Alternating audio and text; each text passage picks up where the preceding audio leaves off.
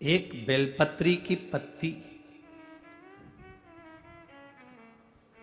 एक बेलपत्र, एक पत्ती, एक बेलपत्र के वृक्ष की छांव साधारण नहीं होती। एक जीव जो मनुष्य की जो देह है ना, इससे 4 स्थान पर रोज पाप होता है। ऐसा कोई संसार में नहीं जन्मा जिसने पाप नहीं किया। 4 स्थान पर प्रत्येक मनुष्य से पाप होता।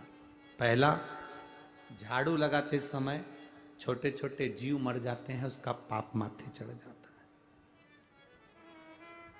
है। दूसरा, अग्नि जलाते समय, चूल्हा जलाते समय, गैस जलाते समय छोटे छोटे पतंगे जलकर मर जाते हैं, उसका पाप माथे चढ़ जाता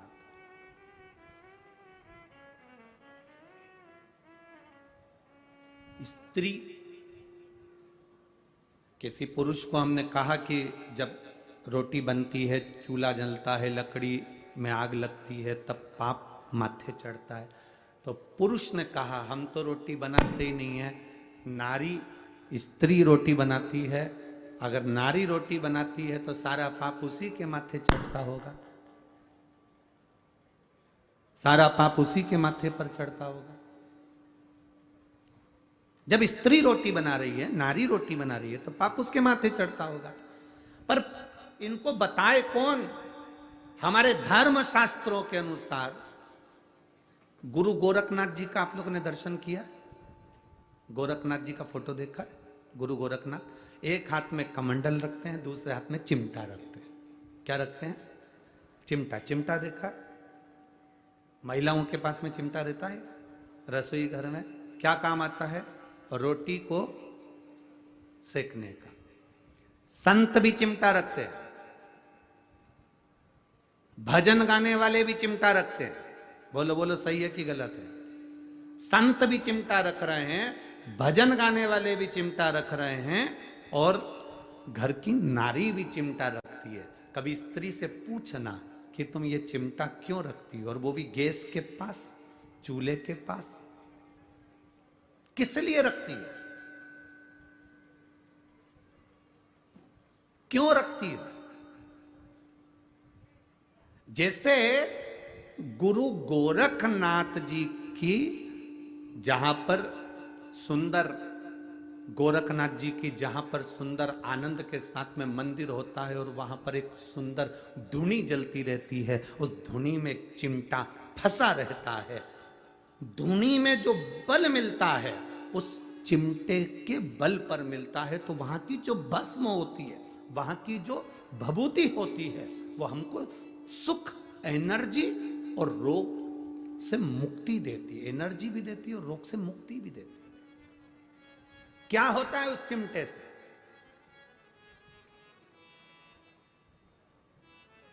क्यों स्त्री के हाथ में वो चिमटा आ गया?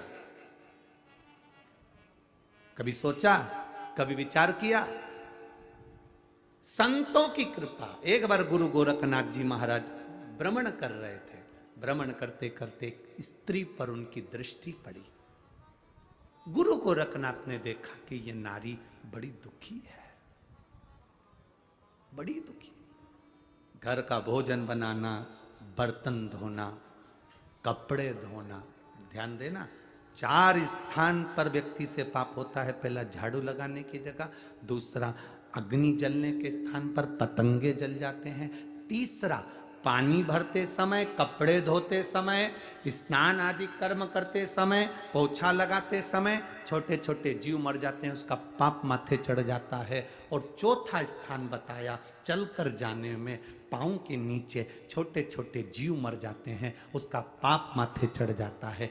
4 स्थान पर प्रत्येक मनुष्य से पाप होता है। गुरु गोरखनाथ जी ने उस स्त्री को देखा, उसको देखकर गुरु गोरखनाथ जी ने देखते से अपनी आंखों में जल भर लिया कि ये नारी जगत का कल्याण करने वाली, इसके गर्भ में जो संतान जन्म लेती है वो विश्व का कल्याण करती है। और इस नारी के पास में पाप भ्रमित हो रहा है। जल का वो कपड़े धोती है, जीव मरता उसका पाप मत है। अग्नि जलाती है उसका पाप मत है। झाड़ू लगाती है उसका पाप मत है। दिन भर चलती है उसका पाप मत है। चरण के नीचे जीव मर जाता। इस स्त्री का कल्याण कैसे हो सकता है? इस नारी का कल्याण कैसे हो सकता है? गुरु गोरखनाथ बाबा ने उस नारी के हाथ में बस उसी समय नारी के पास में गुरु गोरखनाथ जी ने अपनी सूचना पहुंचाई कि नारी, अगर एक जैसा चिमटा मैं रखता हूं और उस चिमटे से पाप दूर भाग जाता है, वो चिमटा अगर नारी के रसोई घर में होता है तो पाप दूर भाग जाता है।